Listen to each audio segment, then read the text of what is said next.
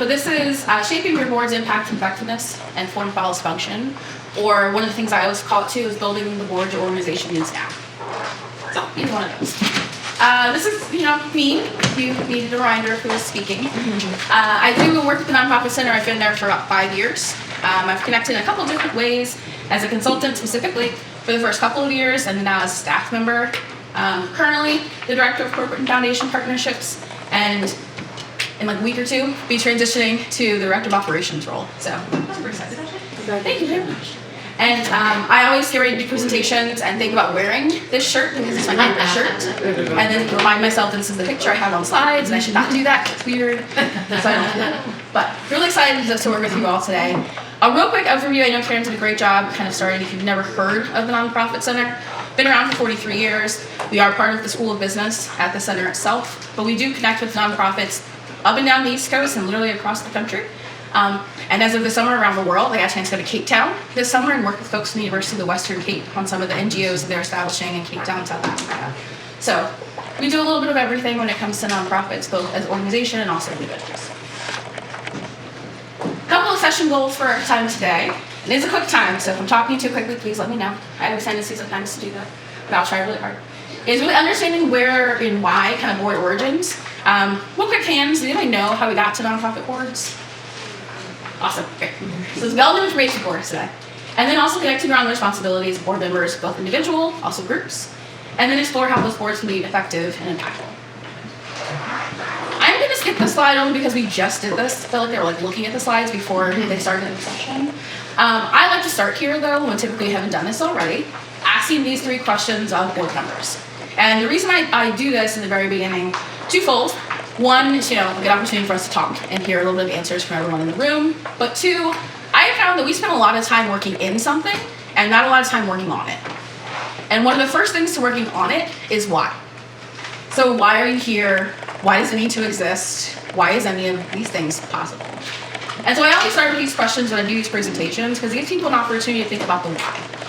And so I encourage you to take those questions back to your boards and the organizations you're connected with and ask them these type of questions.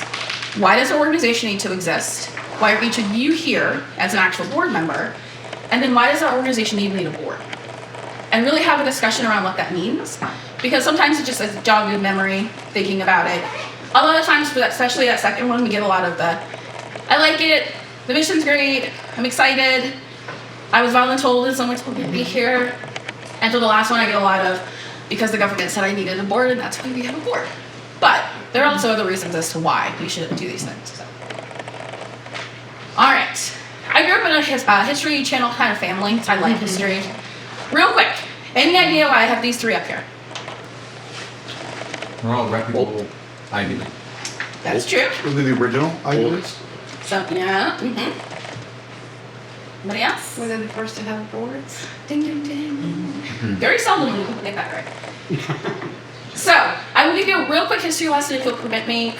Our friends here at Harvard were founded in 1636. And at this time, they were one of the first major institutions that had come to be. And one of the things about the Harvard board, for our purposes, is that they really wanted to have a different type of board. Typically, before this time, you had boards that were comprised of either government magistrates of that particular state or Christian ministers from the local churches. And they decided what to do with all of the stuff that the organization owned. So Harvard is the first group where they're like, we think we want to try something different. Can we have a mix of the 2 of you work together? And the 2 groups work together to figure out how to use our resources. This preceded, a lot of argument, of course. And then Harvard still figured out, no, we want to try this. 100 years worth of arguments took place, literally. And Harvard's really stuck to their guns, like, we want to make this work. We need you all to figure out the best way to work together. Because at the time, the government was like, we know how to best steward your resources. We should be the sole proprietor. The church was like, we know how to best do this. And then the Massachusetts Bay Corporation popped in. They're like, we also could do this, so we could do this for you too. But they stuck their ground. They're like, no, this is the thing. During this time, our friends over at Yale, what would be eventually Yale, got a little antsy and they're like, we don't have a big university. Can we have one? And so they started Yale University and they learned from some of the things they got from the folks at Harvard and really said, okay, we want to try this thing out. We think it might work. I know they've been arguing about it for a long time, but let's give it a go. And one of the things that they also stipulated for themselves is we want to have a document, which they eventually called bylaws. to govern how our group's going to run. And so they argued for about 20 some odd years about what the bylaws should say. So if anyone that's been in those meetings about your bylaws, it doesn't take you 20 years, you're doing a good job. And then what really came out of that is that Yale as an entity decided what was going to go into their bylaws. And they worked together to figure out what was going to be. Our last friends over here at Dartmouth also wanted, a university of their own. But the thing about Dartmouth is they actually had to go to court with the state of New Hampshire over the fact that they wanted to have this group of folks who were going to oversee their organization. And really, who was going to be best for control of these resources. The government decided it's us, and you need not to get in our way. And Dartmouth was like, I don't think that's actually true. We want to try this thing that these other two have done. Let us give it a go. What comes out of all of this is really this concept of the board itself being this mixture, even though it's two groups, this mixture of kind of voices that come into play and how they kind of help steward where the organization goes. And so from this, we get to a bunch of other things in history that I won't bore you with right now, but a couple of things that lead to our Tax Reform Act of 1969. And really this is also helping govern how boards do the thing they do, specifically around finances. All of these things come into what we call best practices. Anybody heard that term already, I'm sure? Great. You're probably wondering to yourself, why do I keep seeing it in quotation marks? So a couple of years ago, a lot of entities, ourselves and many others included, that do this work, really want to take a look at what we mean by best practices. We've heard it for a long time. It's not something that's new to anybody, but what do we mean when we say best practices? So we went through a whole list of things, all the stuff that we have talked for 40-some years, what other people have done as well. And what a lot of us have come up with ourselves, some of our colleagues in Canada and in Texas and California, is that one of the things that keep popping up is this question of have all these best practices that we've developed over time really work to make boards as effective as they can be. And there's a group called BoardSource. You've never heard of them. They do a lot of connection with boards. They do a survey every couple of years, specifically around the effectiveness of boards. And so they ask this question of, okay, do best practices help you be effective? The answer has been no. A lot of words up on the screen, but 49% of the EDs and CEOs they've been surveying say they don't have the right board members to establish trust with the communities they serve. Then the next one that's very, very interesting to see is these last two, in 2017 and 2021, and we should be getting new numbers from 2023 when they did the survey last, in terms of the actual composition of the boards they were looking at. From the history lesson, the folks who were serving on those boards at the time typically were from a similar group every single time. They were all male, they were all white, and they were all wealthy. And if you have been serving on a board for any number of time, some of that is still pretty pervasive in what our boards look like. So if 49% of us are saying that they do not have the right board members to establish the trust they need, our best practice is really serving our communities the best that they need to be. So we started thinking about that's not going to be a thing, and best practices is what we need to stop saying. What should we be doing next? This is my lovely house that our interns did a couple of years ago. I'm grateful to them. We started looking at what we teach about boards and their effectiveness, their impact, and also the composition of boards as a house, because that's a pretty easy concept to kind of keep. I'm a millennial, I'll probably never get to buy a house, let alone build a house, but we'll see. Every house needs a solid foundation. They all need a steady frame, thoughtful interior, and to think about their location, right? So anyone that's ever built a house or you get the general idea, those are all things you need to think of. That is how we conceptualize how boards are going to be effective moving forward. So instead of holding up that checklist that we have done for a very long time, and folks like this have done for a long time, it says, hey, if you do all of these things, these best practices, you will be an effective board. But time and time again, those boards would come back to us and say, hey, I did all the things on the checklist and it didn't work. But I did the checklist. Like, you gave me the things, I did the things, and we're like, okay, well, let's do it again. Let's talk about it. We'll sit down with you, go through the checklist again. The checklist was the problem, not the board. It wasn't the organization's fault. All of these best practices work best for them. And so the question became, okay, best practices are best for who? And in some cases they might work. We should stop fitting in all of these great organizations, all the great work that they do, and telling them to go by this checklist. So we created our lovely house and broke it down in terms of, here are some of the things you need to think about when you're building that impactful board. A couple of things about your foundations. These are all of those foundational elements that every house is going to have. Understanding your board's role. You have some fiduciary responsibility. If no one has ever told you that, please hear me say it. It's very important. In the event that something were to happen at your organization and the IRS showed up, they're coming to you. So, you need to know what's going on and really understand the fiduciary responsibility that you have for the organization. That's one of those. You also are charged with protecting and representing stakeholder interests. I'm going to pause for just a second. Who are your stakeholders? Community you serve? Yep. Employees. Too often before, the past couple of years when we asked people who their stakeholders were, the first thing they said were donors, our funders. And that's where they stopped. Because they did not conceptualize the idea that our staff and our community are also stakeholders in our organization. So as a board member, how are you representing your stakeholder interests as a whole? Yes? It seems to me that the community you're serving is the main one, and that the staff is the facilitator to get that done. So a little bit, yes, a little bit of that. The other thing, including the staff in terms of your stakeholders, you as a board member have to ensure the organizational health of your organization. And so making sure that your staff members can continue doing the work that they do, and making sure that you're thinking about it in that terms. It's not just, here's a policy that we give to the staff and they have to do it. Is the staff actually happy? Do they want to come to work? Not saying you can't, do everything they want you to do, but making sure that they are part of those conversations so their voices also feel heard continues to make some of that organizational health a real thing. And then you also have this concept of, we've practiced, governance through this creation of policies and procedures. That one in particular is one of the ones that we've kind of challenged in the past a little bit, because this has been a pervasive thing for a long time. Have you ever heard of the Carver model? John Carver and his wife Miriam, who he never credits for anything. Surprise, surprise. They came up in 1997 with the Carver model, which is really specifically about governance through policies and procedures.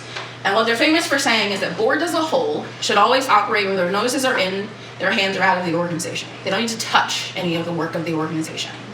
The challenge for us in this particular space is, if we're looking at this concept of, what governance kind of looks like, how do we start asking this question of how do we ensure this organization has effective and equitable governance, instead of saying, is this a governance board?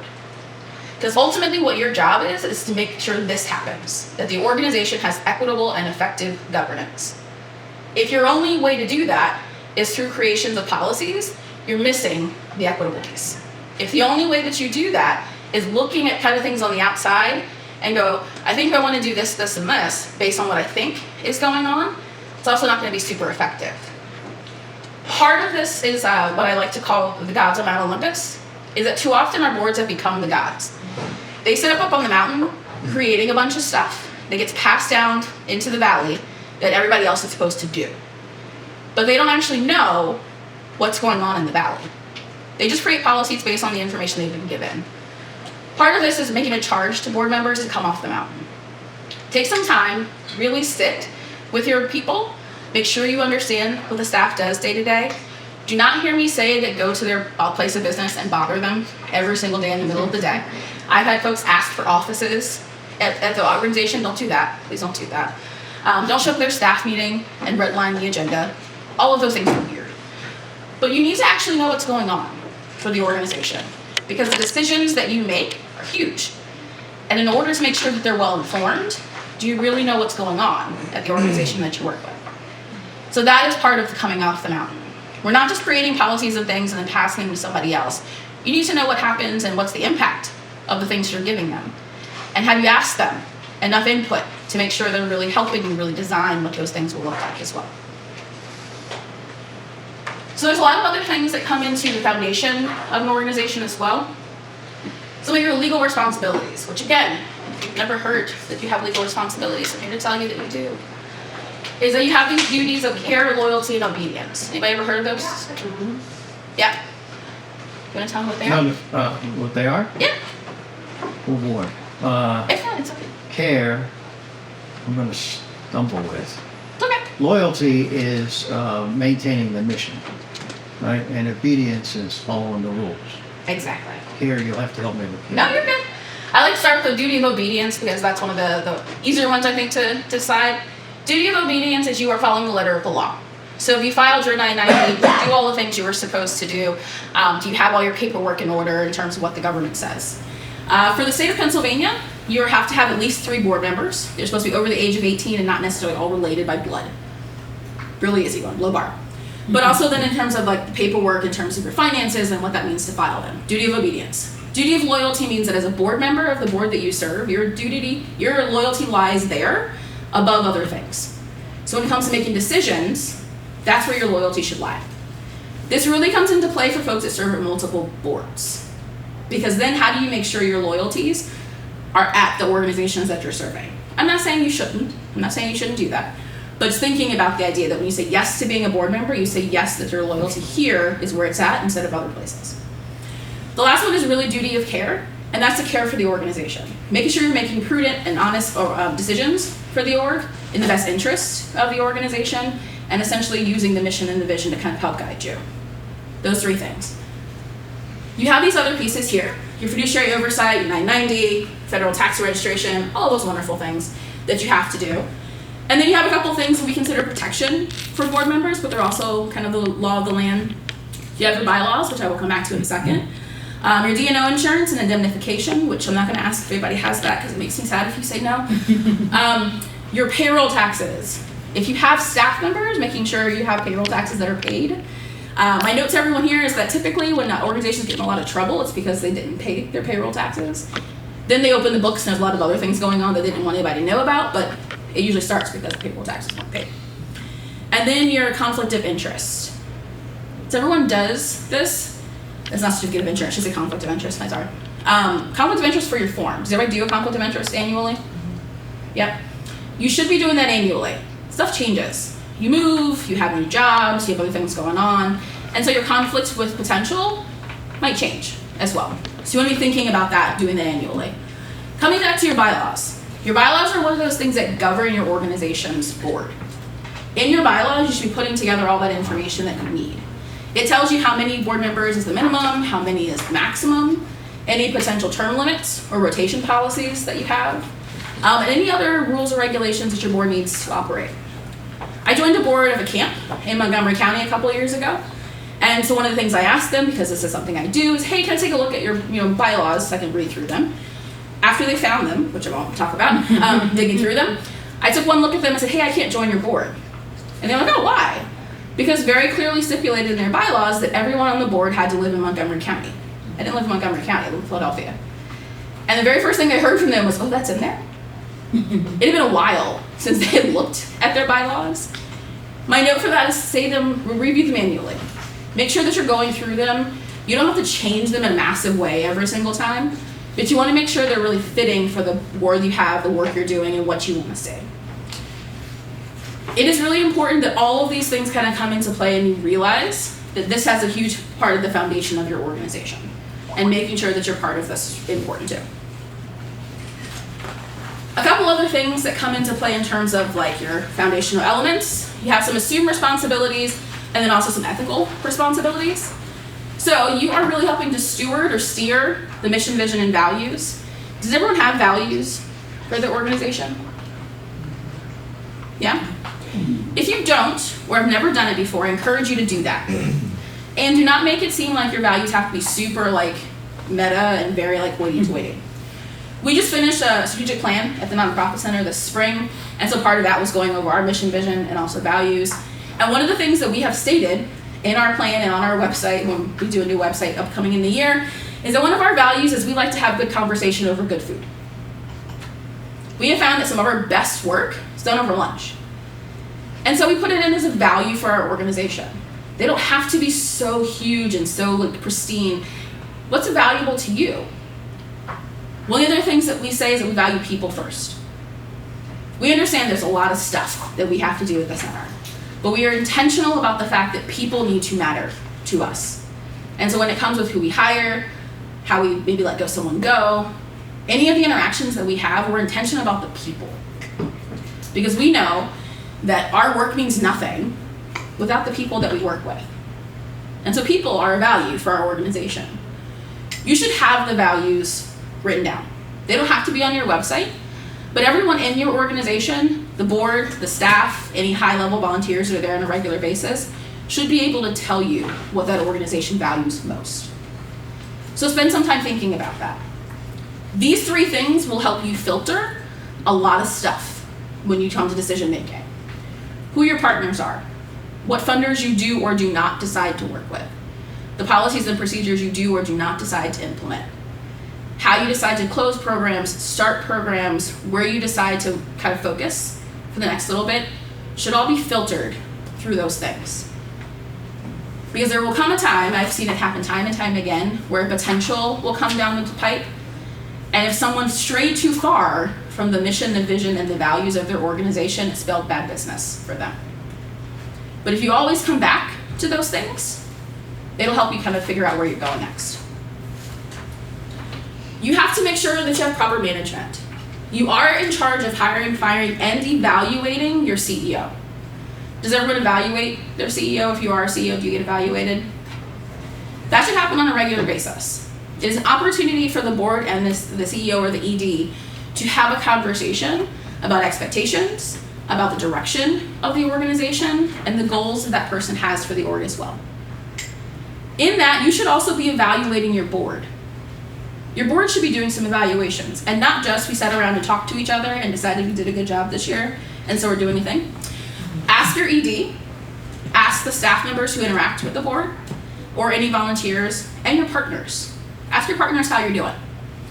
You do not have to have a huge, long process, but you should be evaluating on a regular basis what the board's up to. Because again, it is an opportunity for the board to reflect on the direction of the organization, goals they have for the organization, and what they'd like to see next. The accountability is to donors. You do have an accountability to your donors. I know I said their stakeholders are more than just them, but your donors need to know what's going on. And they usually will ask, depending on the donors and who the person is. There's this idea that, we talk to donors typically at the end of the year, around the time we're doing end of year giving, maybe if you have another campaign going on. Your donors do want to hear from you at other times. So how as an organization and how as a board do you help steward that for the other connection points that you make? I will tell you, working at a university, one of the first things I asked of some of our alumni and other folks who are partnering with us was specifically about this, connection in terms of communication. And a lot of them would say, I really only hear from you guys at the end of the year when you want something. Okay. Do they hear from you at other times in the year? Not because you want anything, just to connect. So we made it a priority last year for us to be like, okay, sometimes we just reach out and ask them what they're up to, the things that they've decided they want to do, if it's around the start or the end of their fiscal year. Hey, how are things looking for the next year? Just want to know what your priorities are. Are there anything we can help you with in terms of the work that you do? And it has shifted the way that we work with our partners, because they don't see us just, hey, we're coming to ask you for this end of year thing and we want to know if you're going to do this. We just check in with them on a routine basis, ask them about them. If you are an organization that has a ton of donors, that's going to be a lift. But figuring out how you do that, if it's through emails, that you update them on the great work that you're doing, or newsletters, if it's something you want to send them, if that's a thing you still send mail to them. There's lots of other ways you can do that without cold calling and making calls to them all the time. That same camp that I am a part of, one of the things that we endeavored also to do was to get better about this piece. Because typically folks only heard from us around the time we were doing some fundraising. And so throughout the summer, we'll send them updates, pictures of the kids hanging out at the pool, or stories about something they learned. And what we found over the past 2 years is that those donors are like, hey, I got your newsletter. What do you need? I saw that you're doing this thing down by the water stream. What does that look like? Is there something that we can help out with that? Is there fundraising that's coming up with that? That program looks really cool. We didn't ask him for anything. We just told him what we were up to. You do have an ability as a board member to help the staff figure out what this looks like. What does it mean to have that nice communication so that donors feel like they know you a little bit better? Emphasis on how the organization is providing value. A lot of folks who serve on boards come from the for-profit world, right? So you have jobs and things you do on a regular basis. And if you work for a job, like I have done for a long time outside of nonprofit work, you know that there's a value for for-profit folks. Typically it comes around money because they're trying to make a thing. And so the value for most for-profits is they create a product that people are going to buy. That's what they're doing. The value for nonprofits is that you're telling people that the money that they are giving you in donations, in grants, and any of that could not be used in a better way than with your organization. So how do you show the value of what you are bringing to the community at large with the partnerships that you're coming into. This is hugely important for the board. You should be able to articulate the value of your organization, and it should come naturally to you. Now, I'm not saying it does today, but I encourage everyone to sit down with your boards when you get back and make everyone create their own pitch. They should be able to tell you what is so particularly important and special about your organization. So I mentioned earlier that I'm a board member for CAMP. CAMP has been around for over 50 years. CAMP specifically for us only runs, of course, during the summertime. The one thing that's really important to CAMP about me and why I said yes to being a board member is that we work with Title I schools and families that are on TANF to provide a camp experience for kids who otherwise would not be able to go to camp. Camp's expensive. If you ever had a kid that went, it's not cheap. Our families are fortunate that we spend a lot of time gathering funds to make sure that no family spends more than $50 to send their kid to camp. And even if $50 is a stretch, we have scholarships we offer for anybody who wants to still come and can't afford the $50.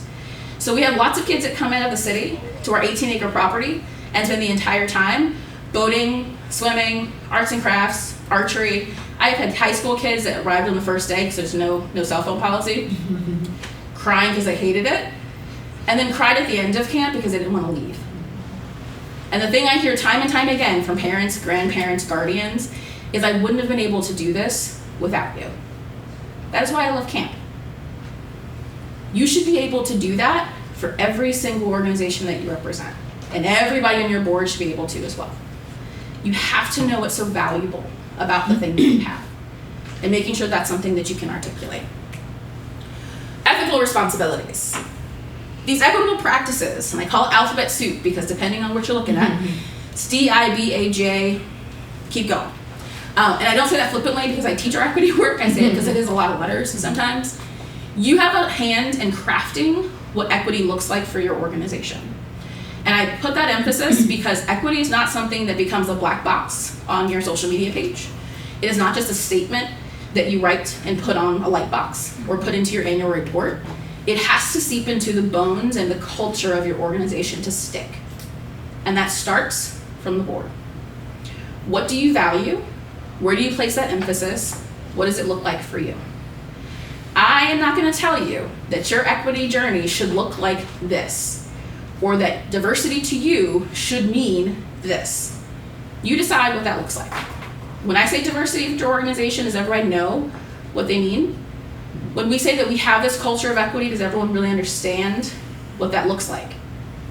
Part of the board's help in the organization is crafting what that means. Where do you go? That'll also be another one of those lenses by which that you filter through potential partnerships. Because if equity is a cultural value for your organization, you won't find partners that don't line up with that particular value. But this, in terms of the work that you do and the composition of your board, is solely up to you. It's your call. So do not let anyone walk in. I say this all the time. I'm not the equity police. I don't wave my finger at people and tell them they're doing something wrong. You decide what it means for your organization. Write it down. Make it plain. Make sure everybody gets it. And then move the steps forward. It's important to make sure that you're actually walking in it. But if it's really going to be important to you, it can't just be a surface level thing. It has to seep in. Where this really comes into play is the composition of your board, but also when you talk about things like pay equity for your organization. Those are board level discussions that you have to have, because if you're going to do that, you got to figure out how you're going to pay for it. If in terms of the composition of your leadership and what it looks like, it's board level situations, making sure that you take an active role in making sure that it feels like the equitable lens that you want to see.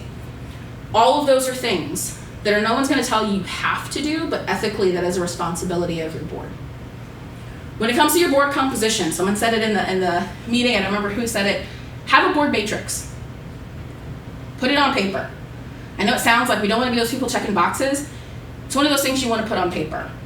Sit around your boardroom, figure out who you have, and then figure out what you're missing. And so that when you're looking for new board members, you're going after that thing. I learned a couple years ago from someone this concept of the 3 Ds and what you should be looking for around your board table. Every board should have donors around their table. They should have doers around their table, and they should have door openers around their table. So when you make your board matrix, be honest. How many people are donors? How many people are doers? How many people are door openers? When I first went to Philadelphia, I wanted to join the board of an organization that's near and dear, and still is, to my heart. So I sat down and made a meeting with the board president, and I said, hey, I really want to join this. I was 20-something years old. I would love to be part of this organization. If you have an opening, I want to apply. And she very nicely sat across from me and said, hey, here's the thing. Our board minimum give is $12,000. At 20-something years old, I did $1,200 a day. I had no money. And so I was like, oh, okay. So I'm going to pack my stuff up and I will talk to you later. It's been very nice to meet you. Goodbye. That to me struck a chord, and I was like, okay. Went home, looked at their website, and what I found on their website is that the 25, because they have a massive board, people that they have on their website are all donors. Those folks do not show up to put tables up, chairs up, greet people in the parking lot. It's not their bag. And what was so interesting is that a few years later, the new board chair came into this organization, figured out this concept, and they had shakeup of their board. Because they very much were like, this is not, something about this isn't right. It also meant that the majority of their board did not look like the community that they served. Doers are those folks that show up. They may not be able to write you a check, but they are there as the face of the organization, the face of your board. They know your staff members, they know volunteers, everyone knows them. They help continue carrying that message for you because they are physically there. Your door openers also might not be folks that can write you a check, they might be, but they are the networkers, and they are happy to go out there and shake hands with people and get you connected with people, partners, funders, just other organizations. And they are those folks that you really connect with in that way. And it is okay to have folks who are on your board who they want to give in that way of their finances, and that's how they want to interact. You want to make sure that they show up in terms of like going to the board meetings and all of those things. But there are some people that's their best kind of thing. They like to do that. That's what they want to do. It's not to say that they might not be kind of like a 60% of one and 40% of another, so maybe they occasionally show up, but their biggest thing is doing donations. That's okay. Be honest looking around your board of what you have, and try your best to balance those things out. When it gets lopsided, what typically will happen is a very quick stark contrast of what the values are for your organization, and also who comes through the door of your organization. I'm not trying to say set all your bars super low, but think about who you are barring from walking in the door because of the composition of your organization's board. Also, someone mentioned about the concept of your onboarding. It's a huge one for folks coming in the door. They need to feel like they can get connected to your board, and that they can bring in their skill set, their contacts, their connections to benefit the organization as well. The board's job is to make sure that's actually a smooth transition for them. What does it look like for them to be onboarded? How do you do that? How are they not a revolving door of people that are like, I can't do this culture, I don't know what's going on here, and keep leaving, but they stay. Because if you are a board that has term limits, you need folks to come in as people are leaving. I encourage you to be a board that has term limits. Do not let people sit in those seats for forever.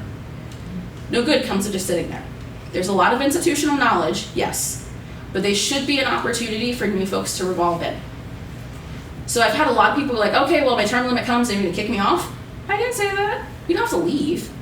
You could be maybe a non-voting member on a committee, and then you can rotate back on potentially. You could also just volunteer for a year, is your year off. No one's saying you have to leave the organization permanently. But in order to have new voices come around your table, you need to make sure that you have a revolving kind of door. So I'll ask a quick question of how solid is the foundation of your house. You don't have to answer this one, I'll just ask it in general. The next one's a steady frame. There's a whole lot of words on here, I'm not gonna read them all, I promise. But a couple things that I do wanna really hit into is the three that are down here, I'm sorry. Ongoing engagement from your community. The board needs to have a feedback loop of how you get information from your community. What does that look like in terms of, are you being effective? Are you actually having the impact that you're hopeful that you're having? Some people will have maybe report outs that the staff brings in terms of some of that impact and what that means. Some folks will have actual community members that'll come every once in a while and sit in on a board meeting and kind of talk through some of the things. Ultimately, also, who do you have around your table of your board that represents your actual community? And what this looks like for you might be different. It could be past clients that are no longer receiving services, but are now part of your board, and they have a really unique perspective that they can bring. We work with a lot of like schools, private schools, and so they're like, we can't have students sitting here making decisions. I get that. But you have alumni, you have parents, you have a lot of other folks that can help you really bring in that perspective of the community that you're trying to serve. You have to make sure that that voice is part of every decision that you make. Because if you don't have that perspective, you are the God sitting on Mount Olympus. You need to make sure that those voices are heard. Now, you're not going to be able to give everyone everything they ask for, right? I understand that. At camp, we had a, hey guys, tell us what you need, what we can do, how can the board help? And the first thing I heard from a very rambunctious 7-year-old was, I'd like a slide from the dining hall to the pool. Okay. I can't give you a slide because insurance would definitely not say yes to that. But let's keep talking about it because I hear you, but like, we're not building a slide. What eventually we came to is that they wanted a fun way for them to get from the dining hall to the pool. Great. I can paint. We can put little statues out. We can make a little walkway. I will have you design the thing, but I am not putting a pool out here or a slide out here. And they did. All summer they drew pictures and figured out how long it was to get from one place to the other, how much distance we had to cover, pick the colors that they wanted. And so by the end of the summer, we had built a fun pathway from the dining hall to the pool. The following summer when they came back, they're like, I'm so glad our path is still here. This is great. And they were telling all the new campers about the great path that they helped build last summer and why they loved it. They wanted a fun way to get from point A to point B. And the first thing they thought of was a slide. As the board, we were like, no. But I hear you. Your community members are going to ask for stuff you always can't give them. But there's a kernel within everything they're asking you for or telling you about the organization that you need to listen to. It might be that the programming that you're offering isn't actually what they need. Did you ever stop to ask them what kind of programming you need? Too often we have spent a long time in our best practices coming in as the experts and telling communities we know what's best, instead of asking them, what do you actually need from our organization? If you are truly living into the mission, vision, and values, and you want to be effective, you need to know what it is they need, and how you're able to meet those needs, and what it looks like. And then figure out what it means for your organization to be able to do those things. We already covered this one, so I will not beat your head over in terms of these. This is the alphabet soup, though. I want to draw your attention to this. And then again with these bylaws. Leadership structure and bylaws, here's the thing. You hear nothing else from today. Outside of the legal requirements that the state and the federal government require of organizations who are 501c3/4s and everything else that you have been told about the things you have to do, somebody made it up. I'm going to be honest. If no one's ever told you that, which they probably haven't, somebody just made it up. All those committees they told you have to have, somebody made it up. The structure for your leadership of having a president and a vice, somebody made it up. In building the house that you need for your organization, hear me tell you that you get to decide what it looks like moving forward. If you are looking at your bylaws and you have 6 committees and 7 committee members, you are committing yourself to death. Stop doing that. Maybe it's a committee that meets occasionally because you need them, and then they roll back out. Write that in your bylaws. If you'd like to have just one standing committee that's always there, great. If you feel like you need 6 committees, awesome. Figure out how you're going to do that, but awesome. Sounds like a plan. But do not think you have to do the thing because somebody told you that's the only way to be really effective board. You need to listen to the letter of the law, make sure you are doing that so that you are meeting your duty of obedience. But when it comes to the rest of it, that duty of care for your organization is right up there. How do you make sure you're doing the thing that this organization is healthy? That the people sitting around your board table and the folks who are part of your staff and the community that you are impacting really feel like you are caring about the work that they do and the people that they are. And that might not be exactly the way that somebody else would build their house. If your organization is not a huge organization like United Ways or things like that, don't feel like you have to emulate exactly how they got there. Figure out what makes sense for you, and then do that thing. Because it's okay to build it slightly different than somebody else. Here are some other policies and things that you can be using, of course. I will talk about your meeting minutes specifically. Your meeting should not be a report out of everything that happened since the last meeting. It's not a really effective use of your meeting time. Consider using a consent agenda, where that report out would go on the consent agenda, it goes out to your board, and it's up to the board to take a look at that and sign off that they've read it. Your meetings should be working meetings. You should be tackling a problem when your board meets, especially if you're a board that meets 4 times a year. You have a lot of stuff to do. So your meeting should not just be a report out of the other time you met and saying, nope, what is the thing you need to be tackling to make sure that your meeting is actually useful? So thinking about your meetings in terms of what are the things we need to be tackling, what does this look like, and how can we be making that impact really stick, it's really important. So look at your meetings and the way that you run them and make sure they're actual working meetings. Yes? But it seems to me you need to be careful with that and not bring committee work into the board meeting. Correct. 100%. So part of that consent agenda could be what the committee has done recently. Now, if there's a big thing that the committee's like, hey, we need to decide this thing, it might be a board discussion. Your organization is getting ready to buy a building. And so maybe that committee has been talking through what that would look like. As a whole group, we need to be discussing what that means. But no, correct, 100%, yes, correctly. Bringing all the committee no. The committee should be meeting for the committee and working through that committee what they're going to do. The big stuff that you need to be working on is what you need to be working on in your actual meeting. What is the direction for our budget? What does it mean for our business model? How are we going to do evaluations? Are we giving raises this year? How are we going to balance the books? What are our partnerships looking like? Those are the things you need to be working on in your actual meeting.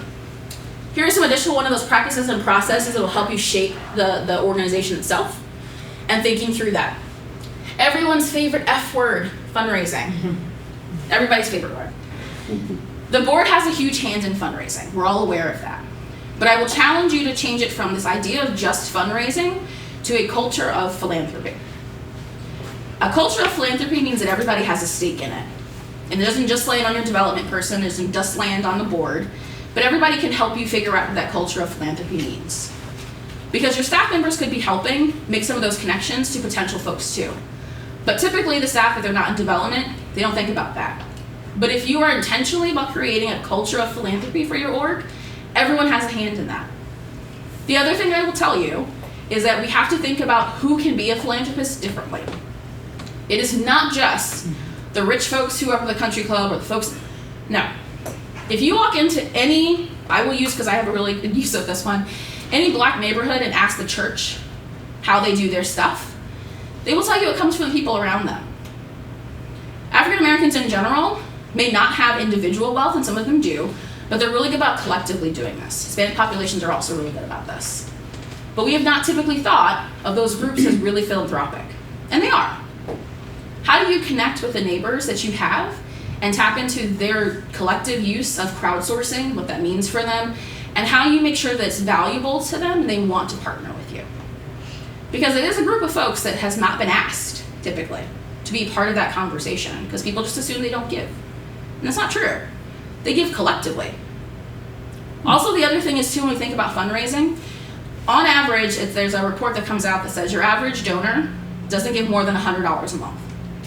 And that is the sustained donors for most organizations. Most of those folks give to things they love, they care about. But typically what also happens is they don't get courted, like some of our big funders do, because people don't think of them as part of their whole culture of philanthropy. So if they happen to come across an org that they think is like, oh, this is really great, they might start giving to them. But because we've never asked them or never thought they were part of that conversation, we've never put them in part of that work. So how do you connect with those folks? Your average, everyday person who sets aside a certain portion of their money every month to give, but you've never asked them to be giving to your particular cause, your particular organization. So thinking about that's really important. Here's a list of cultivating the things that the board specifically needs to have a hand in. And you'll see they kind of cover everything, and my culture of philanthropy has made it on the list. Here's the thing with all of these.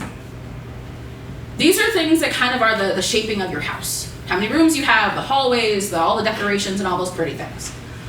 If you walk into a house that was decorated in the 70s and has never been touched, you know instantaneously. You know from the colors on the walls, the sconces, whole 9 yards. These things have to change on occasion, and that's okay. And you're building your house, you need to make sure your house keeps pace, that it's updated on a regular basis. That you are doing those things like your bylaws and your conflict of interest, your budget, all of that gets reviewed annually, but you also think about your board composition. Do you have the need right now on your board to have an architect because you're getting ready to do something, and then in a couple years that person might roll off, unless they really love your board and they want to stay? Do you have the need right now for somebody who really has a huge knowledge of the retail sector because you're getting ready to launch into housing projects? You may not need them there forever, and having that conversation up front with them to make sure that's like the intent. What does that look like? And be okay with the fact that it will change depending on the organization. If you are coming to my talk later about life cycles, we'll talk about that. But all of these are things that you need to be comfortable with updating and adapting depending on the needs of the org. These strong and authentic relationships, how do you build those over time? How do you make sure they're not superficial? One of the other things that we did at camp that I was really excited about is that the first day of camp, I walked onto camp and the counselors, rightfully so, were flagged all sorts of things. And they're like, stranger danger, here's an adult that doesn't have a child, what are they doing here? I was very happy with them. But they're like, who are you? I told them I was a board member and they were like, board members don't come here? Shocked and amazed. So I was like, wait a second. So I'm back to our next board meeting and asked, how many people have been to camp in the past little bit? 1 or 2 hands went up over a room of like 15. Why would we go to camp? If you don't have a relationship that's real with those folks, when you make those big decisions, you are a nameless individual to them. So we made it purposeful that board members show up so many times during the summer. And by the end of the summer, I asked both parties, the staff at the camp and also the board, what'd you get out of that? I know it's a struggle because 3 times a year, my goodness. But what came out of that is that the board better understood the work of the organization and the staff, and they had an actual name and a face to put to some of those things. And so when it came to closing programs that were near and dear to someone's heart, they knew who they were going to impact. It changed the way we conversed about those things. The staff also knew when we told them we had to close a program, it wasn't just because of a whim that we decided at that time. They knew that these are folks that cared, that showed up, that wanted to know about the programs and things they offer. And so there had to be a reason for the decision that we made. We gave them one, we did a justification, but it created a very different atmosphere than what we had been having for a long time. Same thing with your partnerships. Do those people know who you are? As a board member, you are uniquely placed to have really great relationships with your partners. And not in an influential, hierarchical type of, I'm a board member or such and such, but in I am a real person and this is something that's near and dear to me, and as a partner, I want to make sure that we understand each other. I want to really help steward that relationship, this partnership that we have. What does that then mean for the effectiveness of having programs, having joint collaboration? Also in terms of other organizations, your executive director is busy. Now I'm not saying it shouldn't be part of what they do, but how do you as a board member connect with other board members from other organizations, someone mentioned it in our session, to really understand the things that are around you? You do not have to keep reinventing the wheel. So if someone calls you and say, hey, I need this thing, do you know who around you does that thing really well that you can tell them about? If you don't know the folks around you, how do you know what they do really well? How do they know what you do really well to have people refer to you as well? You are uniquely placed in this opportunity to build those relationships on the behalf of your organization. And it should be something that you do intentionally. It's something you gotta build in. The only way something happens typically with boards is it has to be intentional. If you are expecting that building a great culture of equity, having a wonderful culture of philanthropy, and creating wonderful relationships, having board engagement, board composition is just going to happen, newsflash, it will not. Mm-hmm. You have to be intentional about these things. You have to build the systems in place to make sure they actually take place. Best of intentions will not make this happen. Passion alone will not make this happen. You have to plan. Put it on paper. One of the things that's not up here that I didn't talk about is your succession planning. You need to know what's going to happen if somebody were to walk out the door today, for both your board and also your organization. Too often, ED decides they're leaving, and they leave in a lurch, and nobody knows what they did, and no one has a clue, or your board chair decides they're done, and they can't. Often it's happened. Part of your work is to make sure that you have a plan in place for what that looks like. I stopped using if someone gets hit by a bus because someone said it's really morbid. Mm-hmm. So I started using if they win the lottery and decide to leave. That's better. So if I decided, someone wins the lottery and they decide, hey, I think I'm done, we're moving to Fiji, what are you going to do? The number of times people are like, we can't pay the light bill because so-and-so had the password and they're gone, happens a lot. Mm-hmm. Can Yep. I have a real life example. Yeah. So I'm a background fundraiser and I work at this organization. The CEO was away on the West Coast visiting her son, and sadly the director of finance passed away. And the senior team, we got in a meeting, we learned of her passing, and everyone, it was almost like the head of the organization was just cut off at that certain moment, in my experience, because everyone was like, oh my gosh, we have to do payroll, like, and then, of course the CEO was out on the West Coast going, but that was an interesting experience, and you hit it on the head there, wonderful. Yeah. So, You gotta make a plan. Put it on paper. Do not just hope that things will go okay. And make it very evident of what that chain of command would look like in the event that your board chair won the lottery and left. I'm gonna keep using that one because it sounds a lot better than head boss. I'm gonna land the plane here because I'm actually over time, so I'm really sorry. Each of these houses looks very different.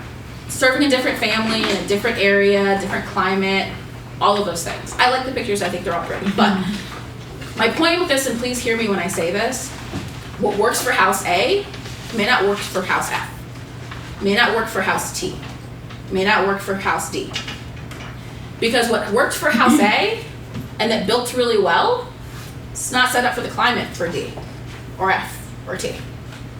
You built the house that your organization needs based on what you have in terms of the resources you have, the people you have, the community you're serving, the work that you do, where you are located, who your partners are. And it is okay to build something slightly different. Do not knock the whole house down every time you think, the wind blows, and don't do that. But really building the house that your organization needs starts with your board. Because you are the stewards of what that means. You are taking good care. I'm gonna say you're taking good care. If you don't tell me. Taking good care of your organization. Build the house that they need to live in. Be okay with updating it. Be okay with changing the wall sconces and the floor covers and occasionally doing something that people don't love, but they're like, we need it. You're those people. And also be okay that what got you to this point may not get you to the next point, and a couple years may not get you to the other one. You wanna build a structure that it's okay in the future to have those flex. Sometimes I'll tell people, hey, knock down a wall if you need to, and someone the other day said, or build a wall that's a little flexible, like the walls here where you can divide rooms. So that the opportunities, when they arise for the orgs, they can come, and then you put it away if you don't need it. Take back to your organization that you have to come up with a really good way to build a house that your organization needs to live in. And you need to do it in a way that you can steward really well and that they can operate in and live in. But also is one that's welcoming to your community, that they see themselves as part of, that they understand that you actually want them to come in the door. You want to hear their voices, you want to hear their feedback, you want them part of those things in a way that really works for the house that you're building. But you do not have to build your house just like everybody else's house, even if you do the same work that they do. So I will just leave you don't have to answer this out loud, but you can, with what's your next step. And as I mentioned, I'm over time, so I'm sorry. But thank you very much.